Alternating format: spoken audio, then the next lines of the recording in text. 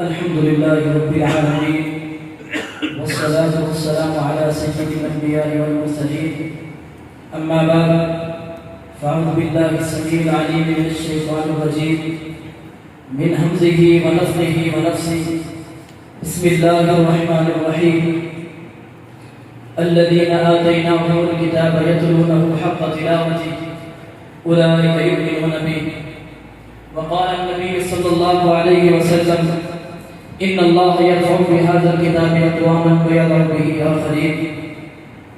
عزیز ساتھیو، قابل احترام بھائیو بزرگو، کوئی لمبا چوڑا خطاب نہیں ہے. شیوخ کرام موجود ہیں، ان کی موجودگی میں اپنا کچھ سبق آپ کو سنانا چاہتا ہوں. عزیز ساتھیو، تمام الہامی کتابوں سے بڑھ کر عزت والی، عظمت والی، شرف والی جو کتاب ہے وہ اللہ تبارک و تعالیٰ کا کلام مبین ہے.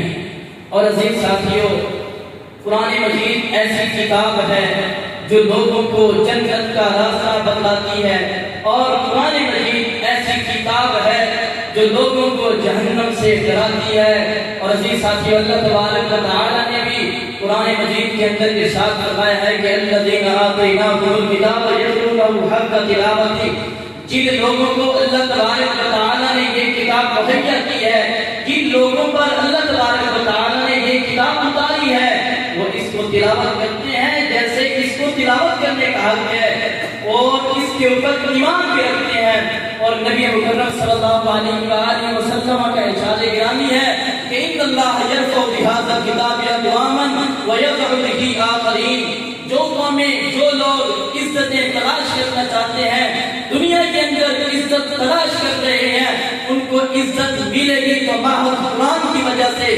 قرآن مجید کو سینے کے ساتھ لگائیں گے تو اللہ تبارک و تعالیٰ اس دنیا کائنات کے اندر بھی ان کو عزتوں سے مالا مال کریں گے، اور اللہ تبارک و تعالیٰ قیامت کے دن بھی ان کو جنت کا راستہ دکھلائیں گے.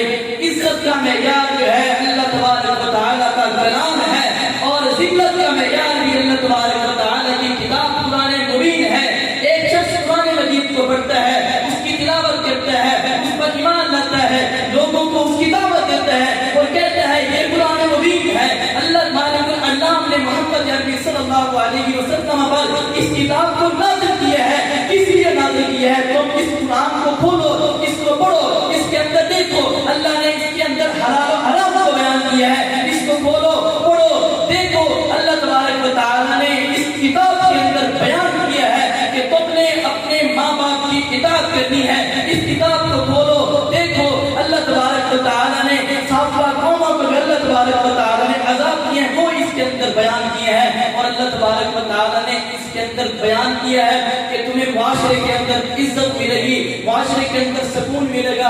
اور عزیز ساتھیو، ایک شخص ہے وہ کہتا ہے کہ موسیقی جو ہے روح کی غذا ہے، میں اپنی روح کو مہیا کرنے کے لیے، اپنی روح کو سکون دینے کے لیے میں موسیقی سنتا ہوں. اور ایک وہ شخص ہے جو کہتا ہے عادی تو نہیں ہوں، پیتا ہوں غم بھلانے کے لیے، شراب پیتا ہے، موسیقی سنتا ہے. جبکہ اللہ تبارک و تعالیٰ کا کلام قرآن مبین ارشاد فرما رہا ہے کہ الا بذکر اللہ تطمئن القلوب. لوگوں، تم نے اپنے دلوں کو سکون مہیا کرنا ہے. اگر تم نے اپنی بے چینی کو دور کرنا ہے تو وہ کس وجہ سے دور ہوگی؟ کون سا طریقہ تم اپناؤ گے کہ تمہاری اس بے سکونیاں دور ہوں گی، اولادیں تمہاری اطاعت گزار بنے گی، فرما بردار بنے گی؟ وہ یہ ہے کہ تم اللہ تبارک و تعالیٰ کے ذکر کے ساتھ اپنے دلوں کو جوڑ لو. اور عزیز ساتھیو، یہ ایسا کلام ہے کہ جو دل کے ارد گرد دل کو اور دل کے ارد گرد بنجر زمین کو سیراب کرتا ہے، آباد کرتا ہے. یہ قرآن مجید ہے جو لوگوں کو عزت دیتا ہے. ایک شخص ہے جو کہتا ہے نمبرداری عزت کا ذریعہ ہے، سیاست عزت کا ذریعہ ہے، یا اس کے علاوہ دیگر امور ہیں دنیا کائنات کے اندر وہ عزت کا سبب ہے. جبکہ عزیز ساتھیوں، ناطق وحی محمد عربی علیہ السلام بیان فرما رہے ہیں، یہ میری بات نہیں ہے، نہ ہی کسی مولوی کی بات ہے، پیارے پیغمبر کا فرمان ہے. اور عزیز ساتھیوں، ہمیں یقین ہونا چاہیے.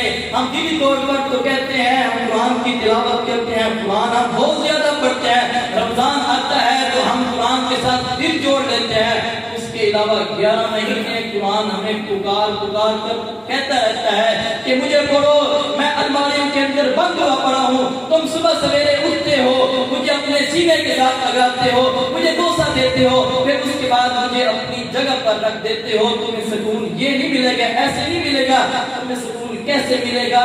جب تم قرآن کو اٹھاؤ گے، اس کو پڑھو گے، اس کی تلاوت کرو گے، اپنے گھروں کے اندر اس کا حکم دو گے، لوگوں کو بتلاؤ گے، اپنی رشتہ داروں کو، عزیز و اقارب کو اس کی ترغیب دلواؤ گے، تو پھر تمہارے گھروں کے اندر بھی سکون ہوگا، معاشرہ بھی امن کا باعث بنے گا۔